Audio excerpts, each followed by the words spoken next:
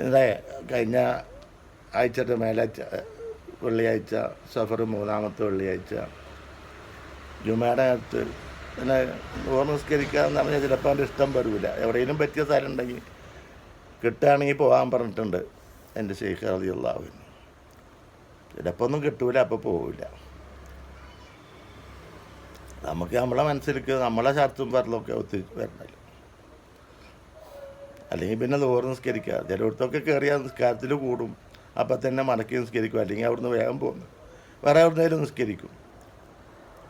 അങ്ങനെ പല പ്രാവശ്യവും കൊല്ലങ്ങളായിട്ടുണ്ടായിട്ട് അതൊന്നും പറയാനൊന്നും നിൽക്കാറില്ല. അറിയാം നമുക്ക് പറ്റിയില്ലെങ്കിൽ നമ്മൾ പോരുക എന്നുള്ളൂ. ചിലപ്പോൾ എന്നെ പറ്റി പേരെടുത്തിട്ടായിരിക്കും പറയാം, മെമ്പറുടെ താഴത്തുനിന്ന്. ഞാൻ ചെന്നാൽ പിന്നെ പേര് പറയില്ല, അപ്പോൾ വേറെ എന്തെങ്കിലും പറയും. എന്തായാലും ആയിക്കോട്ടെ, അള്ളാഹു അവരുമായിട്ടായി. അപ്പം അന്നത്തെയൊക്കെ മുമ്പൊക്കെ പണ്ഡിതന്മാർ കുത്തുബോധ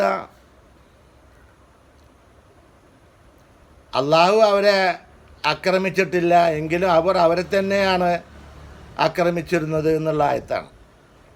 ആ വിഷയമാണ് അന്ന് ഓതുക. അതുപോലെ അവരുടെ മുമ്പ് ഉള്ളവരും ചെയ്തിരിക്കുന്നു. തങ്ങൾക്ക് മലക്കുകൾ വരുന്നതിനെയോ നിൻ്റെ റബ്ബിൻ്റെ കൽപ്പന വരുന്നതിനെയോ അല്ലാതെ നോക്കിക്കൊണ്ടിരിക്കുന്നുവോ എന്നുള്ള ആയത്താണ്. അതുപോലെ അവരുടെ മുമ്പുള്ളവരും ചെയ്തിരുന്നു. അവരെ അള്ളാഹു ആക്രമിച്ചിട്ടില്ല എങ്കിലും അവർ അവരെ തന്നെയായിരുന്നു ആക്രമിച്ചിരുന്നത്.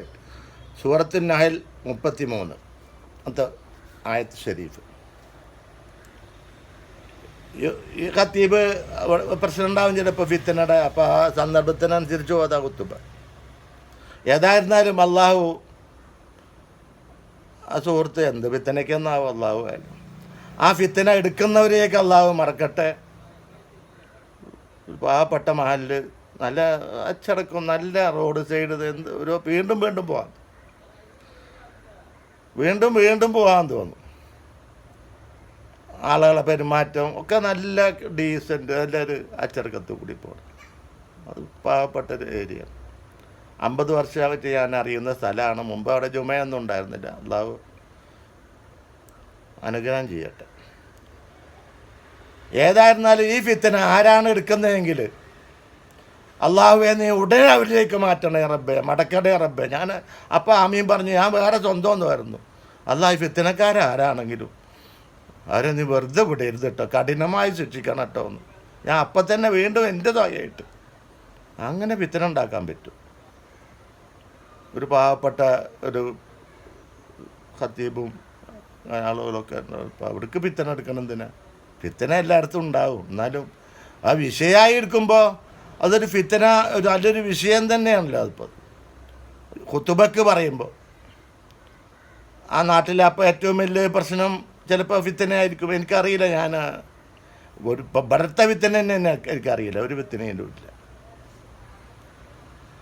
ഒന്നാമത് ഗ്രൂപ്പുകളിലൊന്നുമില്ല. ഉണ്ടെങ്കിൽ അവർ മുഷാവറ കൂടിയിട്ട് ഫിത്തന ഇട്ട് കൊടുക്കുക മാലകൾക്കൊക്കെ. അപ്പോൾ അഹമ്മദാലിക്കൊക്കെ കാത്തു. എല്ലാ ഗ്രൂപ്പും പോക്കാണെന്നാണ് ഖുർആനും ഹദീസും ഒക്കെ പറയുന്നത്. നമ്മളെ കാത്തു അള്ളാഹു ആരെ ഫിത്തനയിലും ഗ്രൂപ്പിലും ഒന്നും പെടുത്താതിരിക്കട്ടെ. എന്താണ് ആ സുഹൃത്തിൻ്റെ പ്രശ്നം എന്നറിയില്ല, അലിമാലിൻ്റെ. ഏതായാലും ആ ഫിത്തന എടുക്കുന്നവരേക്ക് അള്ളാഹുവെ നീ അതിൻ്റെ കഠിനമായ ശിക്ഷ മടക്കി കൊടുക്കുക. അല്ലെങ്കിൽ ഇപ്പോൾ ഒരു ഖത്തീബ് ഇങ്ങനെ വിഷയമായിട്ട് എടുക്കുക. ഇൻഷാ അല്ലാഹ് തുടരും.